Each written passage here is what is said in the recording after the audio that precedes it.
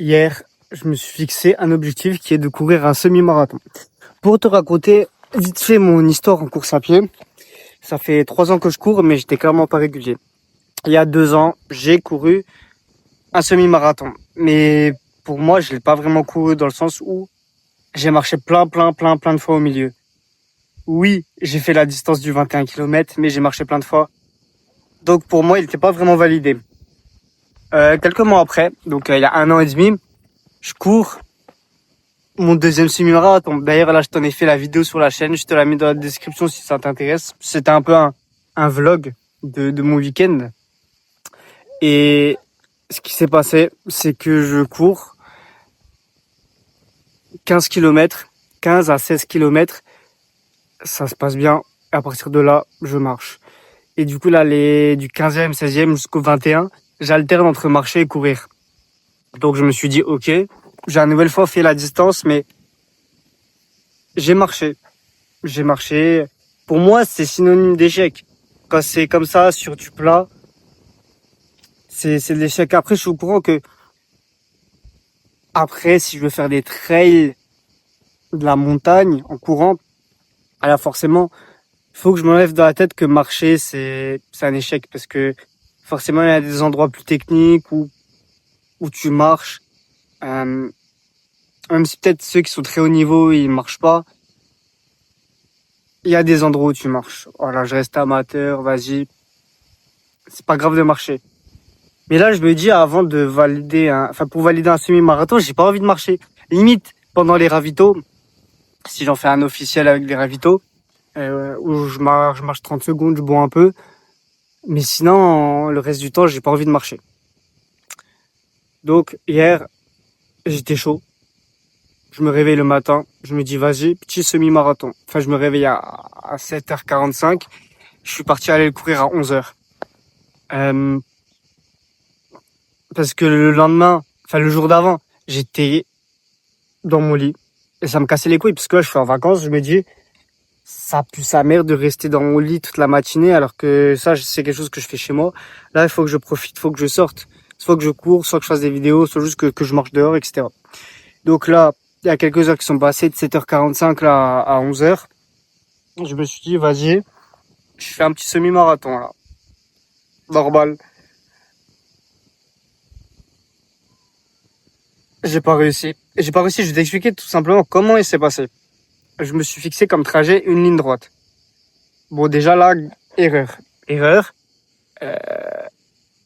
Alors oui, c'est simple dans le sens logistique. J'ai pas besoin de regarder Google Maps ou Strava, même tout simplement, pour savoir où je vais.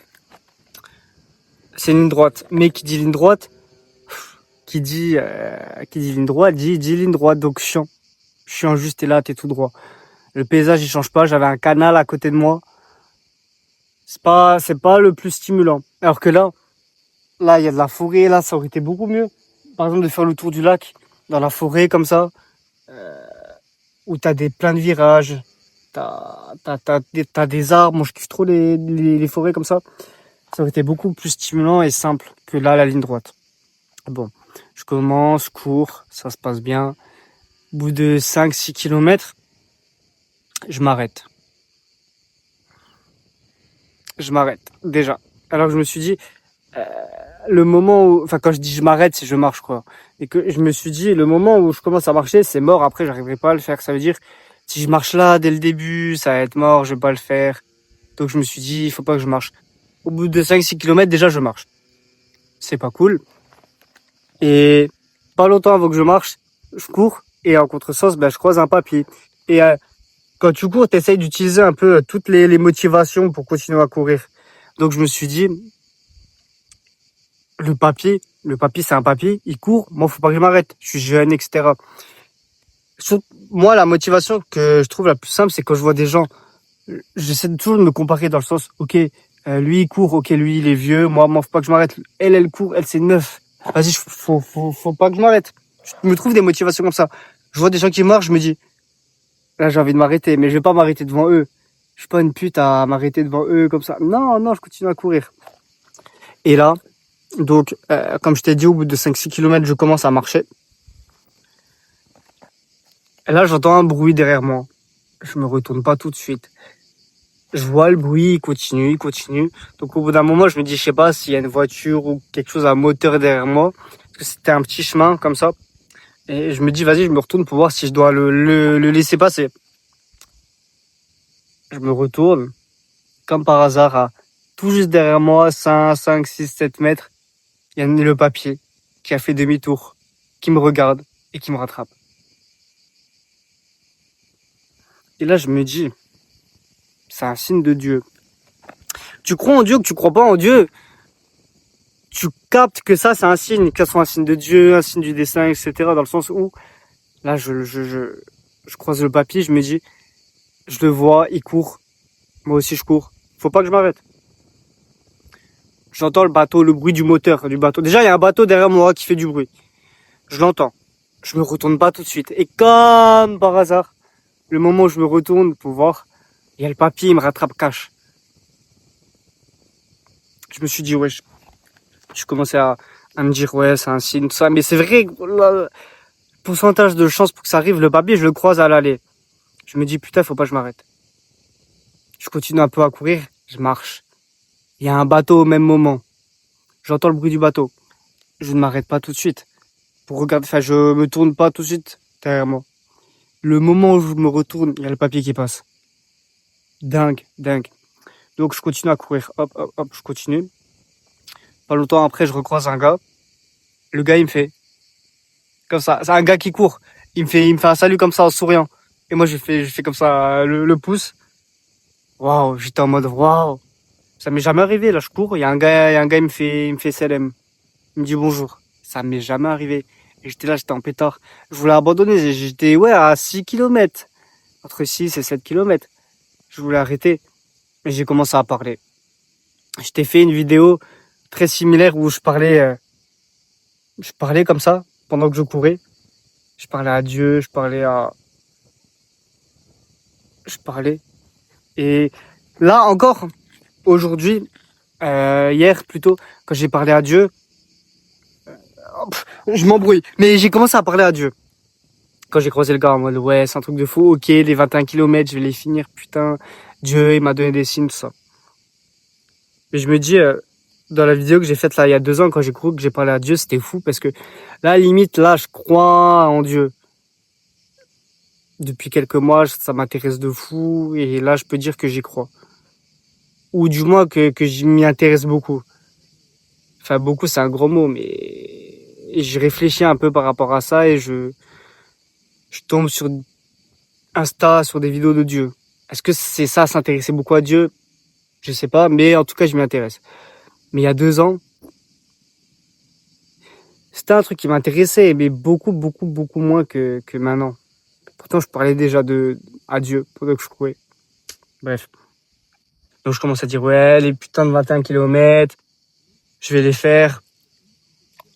Je suis pas une pute, je vais les finir en courant, je vais plus remarcher. Ok, je cours un peu et là, je marche. Je recours un peu, je marche. Je recours un peu, je marche. 1 kilomètre. Je me dis, vas-y, je marche 1 kilomètre, après tout le reste, je cours. Je marche 1 kilomètre, je cours un peu, je marche. Je cours un peu, je marche. Je me dis, bon, ok. Là, j'ai galéré, mais à la moitié du chemin, donc juste au bout, il y a une église. Je me dis, bon, au moment là, je vais boire. Je me suis dit, à l'église, il y a de l'eau, etc. Je vois, ça fait un genre de cercle. Je vois, par le côté où j'arrive, on peut pas rentrer. Il faut faire le tour du cercle, enfin le demi-tour. Je fais le demi-tour, qui fait 1 kilomètre quand même. Il n'y a pas d'eau, il n'y a pas d'entrée. Je crois l'entrée elle était encore plus loin même. J'ai vu, il y avait des affiches, je crois, il y avait un restaurant, etc. Mais j'avais la flemme de continuer, de chercher, de pas trouver. J'ai fait demi-tour. Je me suis dit, nique ça, mère. Je bois pas. J'étais déshydraté. Là, tu vois, t'as des nuages. Encore, ça, c'est des vrais nuages. C'est pas des chemtrails. Ça a des vraies têtes de vrais nuages. En pétard. Je me suis dit, vas-y, je bois pas. J'étais déshydraté de fou. Je bois pas. Je vois, de là d'où je viens, juste, il y avait un petit pont. Et au bout du petit pont, une petite cabane. Je me suis dit, peut-être, il y a des toilettes ou il y a des robinets où je peux boire. Ok. J'arrive, il y a des toilettes.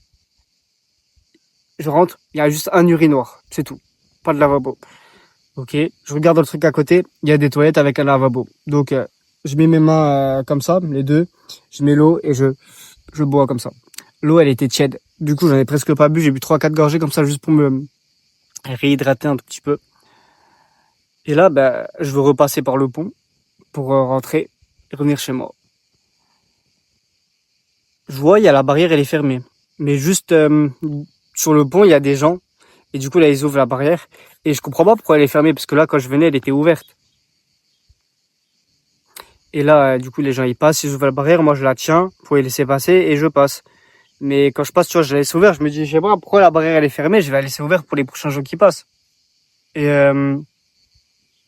là, la famille, c'était une famille. Il y a une dame, elle me dit, ouais, le gars, il a laissé la barrière fermée. Du coup, j'ai dit, bon, bah, s'il a laissé fermer, si le gars, il a fermé, je vais la laisser fermer. Du coup, je la laisse fermer. Je regarde un peu autour, voir s'il y a le gars. Je sais pas le gars qui travaille ici. Je savais pas à quoi il servait sur le moment, là, direct. Je le cherche du regard, je le vois pas. Donc, je me dis, je sais pas, je vais laisser la barrière fermée. Du coup, j'avance sur le pont, en marchant, tu vois, tranquillement. Vas-y, je courais pas, je marchais. À un moment, je lève la tête. Parce que là, j'étais KO, j'étais sous le soleil, déshydraté, j'étais comme ça, j'étais KO, je regardais pas autour. Chose qu'il faut faire, parce qu'en vrai, petite parenthèse, mais le fait que quand tu te balades, quand t'es dehors, de regarder par terre, de regarder ton téléphone, c'est pas cool. Il faut prendre l'énergie, il faut regarder autour de soi, il faut regarder devant, sur les côtés, comme ça, ton environnement. La chose que j'ai pas fait. Et je lève un peu la tête quand même, je vois, il y a le gars en rouge tout au bout du pont. Je vois qu'il ferme l'autre barrière, en face. Je tourne la tête à droite, je vois, il y a un putain de bateau qui me fonce dessus. Du coup, là, je cours, et je croise le gars. Et du coup, je lui dis, ah, désolé, je vous avais pas vu. Et il me dit, ouais, interdiction d'ouvrir les barrières, tout ça. Normal, tu vois, il crie un peu, il me râle dessus, mais normal. Et moi, juste, j'étais là, je voulais pas enfreindre les règles ou quoi. Ou je sais pas. Bah, de toute façon, c'est même pas le fait d'enfreindre les règles, c'est le fait qu'il y a un putain de bateau qui te fonce dessus. Et j'avais pas capté. Et du coup, bon, il crie dessus normal, parce que le gars, il est payé 10 balles l'heure. S'il y a un gars qui meurt à cause du bateau ou du pont qui s'ouvre, c'est sa responsabilité à lui. Donc, le risque, c'est pas cool, tu vois. C'est pas cool parce que c'est sa responsabilité. Déjà qu'il est pas payé cher, normal qu'il râle. Mais bon, ok, du coup, j'avance. Après, je continue sur mon chemin sur le canal. Et, ouah, j'étais tellement KO. Là, le gars, il m'a crié dessus. Enfin, il a pas tellement crié, tu vois. Il a plus râlé que crié, mais voilà. Il m'a rappelé à l'ordre. J'étais là, j'étais déshydraté. Je venais de boire, j'avais soif. Parce que j'ai pas vraiment bu, j'ai bu vite fait, de l'eau tiède, frère. C'est pas ça qui va me sauver. Il me restait 11 kilomètres encore jusqu'à la maison. J'étais là et j'ai pleuré. Aga, c'était méchant. J'étais là, j'ai pleuré. Je suis fier parce que là, je te le raconte, mais c'est un truc que j'aurais pas raconté pendant longtemps. Mais là, je me dis, tu vois, je m'en bats les couilles. Et là, j'ai fait assez de vidéos. Surtout là, le fait de faire une vidéo quotidienne, ça m'aide à me dire, je peux être 100% honnête, raconter les choses telles qu'elles sont. Je m'en fous. Je m'en fous. Mais là, et pleurer, c'est quelque chose qui m'arrive très rarement. Mais là, j'étais là, sous le soleil, KO, je m'ennuyais, je marche tout droit, il y a un gars qui me râle, j'ai pleuré. Ah, gars. Du coup, je continuais à marcher, et c'était tellement long, j'étais tellement déshydraté, dis-toi. J'étais tellement déshydraté que j'avais plus de salive en bouche. Au début, j'avais un petit peu de salive et même le fait de boire ma salive, ça me régalait. Et à un moment, tellement j'étais déshydraté, j'avais plus de salive en bouche, je savais pas que c'était possible. Et là, je crachais, il y avait plus rien qui sortait carrément. Et je voulais voir si j'arrivais. Au début, il y avait un tout petit peu, un tout petit truc. Après, il y avait plus rien, ça voulait même pas vraiment sortir tellement il y avait plus rien, j'avais plus de salive dans la bouche. Et du coup, je marche longtemps. Et là, il y a un Carrefour City à côté du Airbnb. C'était un peu le truc le plus proche. Il y avait d'autres trucs plus proches pour boire, mais ça m'aurait fait un détour, ça m'aurait fait rentrer encore plus tard. Euh, Donc j'arrive au Carrefour City et ça je pensais que à boire tout le temps, je pensais que à boire. Même au début quand je me suis arrêté après 5 kilomètres, etc. Et j'arrive Carrefour City, je prends une petite bouteille d'eau, une petite cristalline là de 50 centilitres, un petit jus, un petit jus. D'ailleurs là je suis parti parce qu'il y a des gens ils sont venus pas loin à côté de moi. Je suis une pute, je suis une pute. Pas parce qu'il y a des gens qui viennent que je dois m'arrêter de filmer, mais bon. Et donc cette expérience, elle m'apprend quoi? Elle m'apprend que déjà je suis pas prêt pour un semi-marathon, déjà. Faut que je continue à m'entraîner. C'est vrai, les 10 kilomètres, j'en ai fait pas mal, c'est bon. Mais déjà 12, compliqué.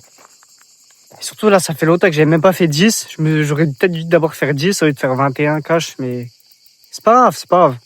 Est-ce que ça va me freiner? Non. Est-ce que c'est mauvais? L'objectif que je me suis fixé? Non, peut-être ça se trouve, j'aurais réussi.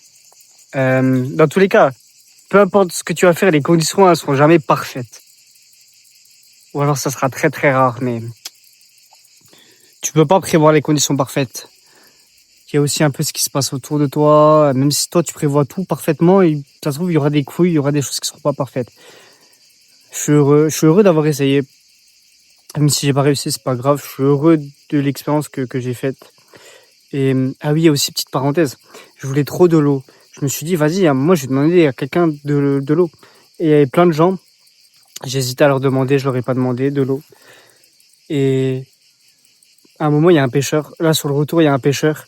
Il commence à me parler de ça, un vieux, un papy. En mode cool, à me parler en mode cool. Et là, du coup, je lui parle de ça et je lui demande, est-ce que vous avez de l'eau, s'il vous plaît? Et là, il me passe de l'eau. C'était un Corse en plus, en pétard. Ça montre que, tu vois, il faut oser. Oui, je suis content quand même de lui avoir demandé de l'eau parce que même si c'est lui qui crée la discussion, faut quand même que je demande. Ça demande quand même un petit effort pour moi. Mais un moins gros effort que direct aborder un inconnu, lui demander salut, excuse-moi, t'as de l'eau, j'ai grave soif, j'ai couru. J'aurais dû. Petite défaite sur ce point-là, dans le sens où j'ai pas demandé de l'eau, j'ai pas abordé d'inconnu comme ça, mais petite victoire dans le sens où même si c'est lui qui a créé la discussion, j'ai quand même demandé de l'eau. Vas-y, je vais te laisser là-dessus et comme d'hab, kiffe ta vie et vois positif.